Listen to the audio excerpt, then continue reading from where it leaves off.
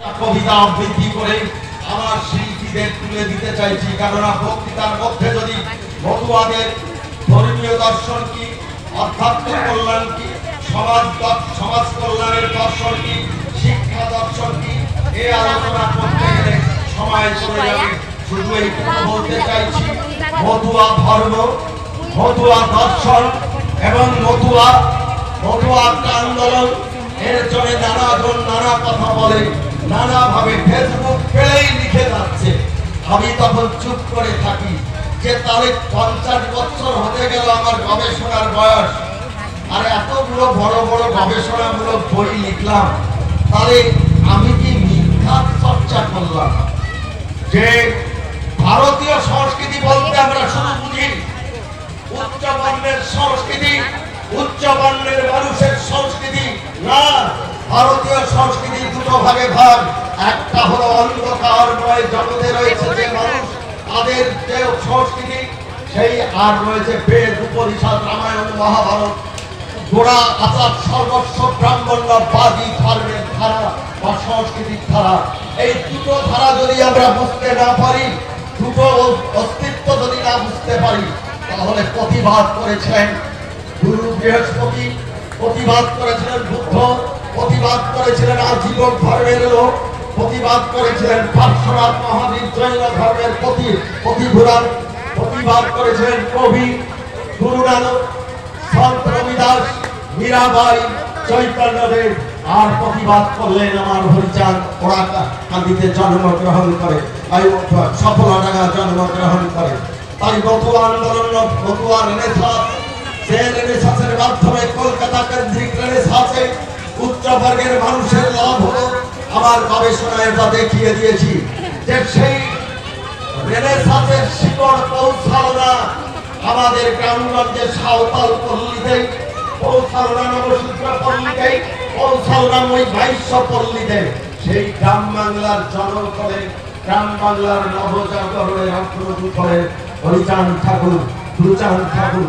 কেমন করে একটা জাতিকে নয়, সমগ্র নির্দিষ্ট সমাজের মানুষ শুধু নয়, সমস্ত মানুষকে নিয়ে আন্দোলন করে তন্ত্র মন্ত্র ভেদ ঝোলা ভাত দিয়ে বলল হরিবোল হরিবোল, একমাত্র হরিবোল নামের মাধ্যমে তার দ্বাদশটি আজ্ঞা দিলেন যে তোমার আধ্যাত্ম কল্যাণ, হাতে কাম আর মুখে নাম, হাতে কাম করতে হবে, দেশ গঠন করতে হবে, লেখাপড়া শিখতে হবে, আর মুখে হরিনাম করতে হবে। বাবা হরিচাঁদ বলে যখন মতুয়ারা যায় লঙ্কা নিয়ে তালে তালে, বাবা হরিচাঁদ বলে যখন তারা গড়িয়ে পড়ে, থাকে না তাদের লাজ লজ্জা, তারা উলুধ্বনি যায় ধ্বনির মধ্য দিয়ে গড়িয়ে পড়ে, একে অপরের পদধূলি নিয়ে ধন্য হয়।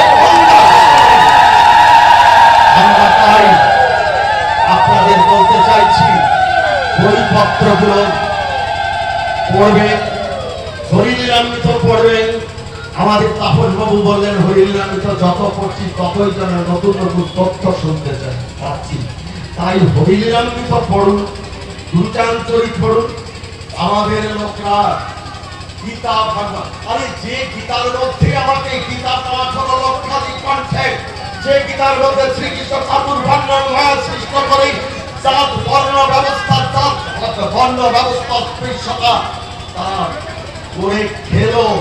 আবার একলব্যের আঙুল কেটে দিল, আবার শম্ভুকের মাথা কেটে দিল, ধনুসংহিতা দিয়ে প্রতিটা নারীকে সূত্রাণী বলে আখ্যা দিল।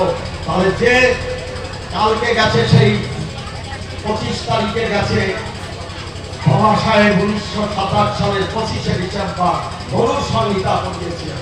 তাহলে গরুর বিধান চান না সংবিধান চান? যে সংবিধানে বলল, আবার হরিচাঁদ বললেন এক নারী ব্রহ্মচারী সচ্চরিত্র রবে, সংবিধানেও বলল একটার বেশি নারী বিয়ে করা যাবে। সংবিধানে বলল স্পৃশ্যতা মহাপাপ, তার 150 বছর আগে হরিচাঁদ ঠাকুর আন্দোলন করলেন অস্পৃশ্যতার বিরুদ্ধে।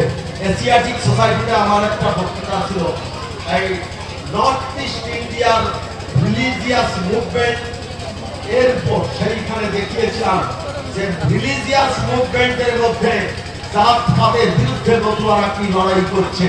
আজকে আপনাদের এই জন্য সারা বিশ্বের মানুষ আমার কাছে গবেষণার জন্য আসে মানে প্রতিদিনই একটা না একটা আসছে এবং উচ্চবর্গের মানুষই আছে। সেদিকে এসেছিলেন রৌনক বসু, এসেছিল শ্রেয়া ঘোষাল, তারা মতুয়া নিয়ে গবেষণা করছে।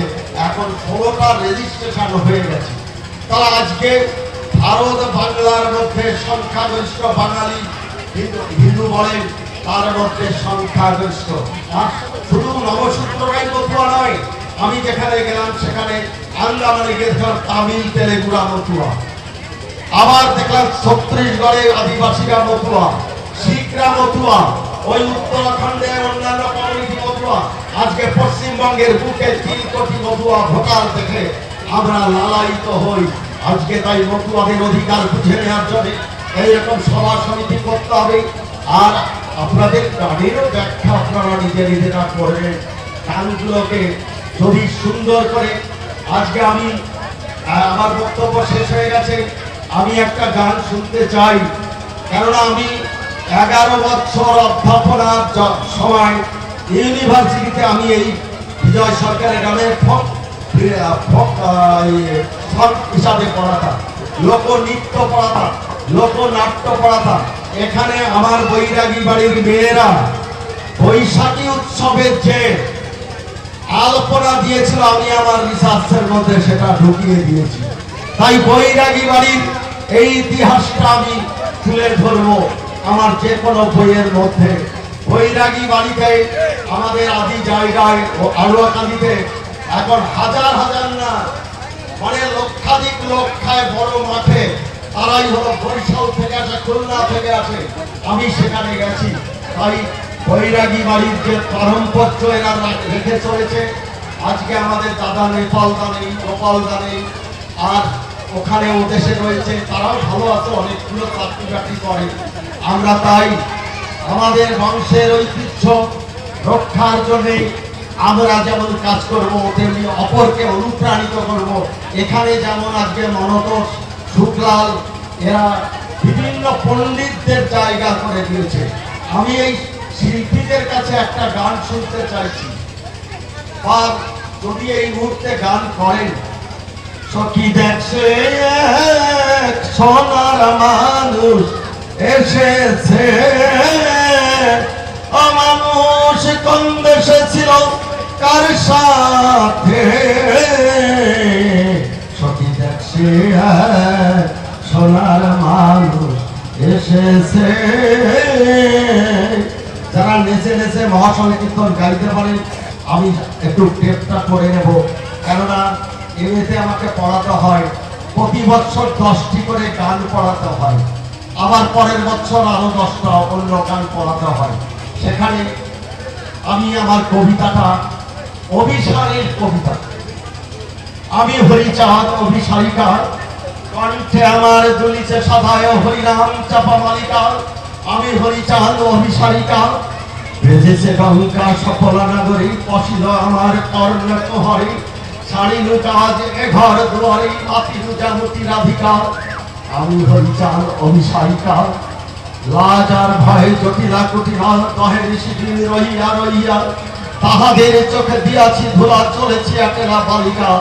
আমি হরিচাঁদ অভিসারিকা, গুরু গুরু ওই ডাকিছে দিয়া, ঘাটে বুঝি মোর নাই দীক্ষা। সিঁড়িছে আমার কণ্ঠ মালিকা, আমি হরিচাঁদ অভিসারিকা। ওগো প্রিয়তম শ্রীরাম মোর পড়াইয়া লইল, আমি যে তোমারই নায়িকা। আমি হরিচাঁদ অভিসারিকা। এখানে আমার বক্তব্য শেষ হলো। তার আগে আমি ডেকে আনছি বিকাশকে, আমার আর একটা বিকাশ ঠিকাদার, আর আনছি আমাদের ওই শুক্লালকে। শুক্লাল কই বাবা, এসো তো।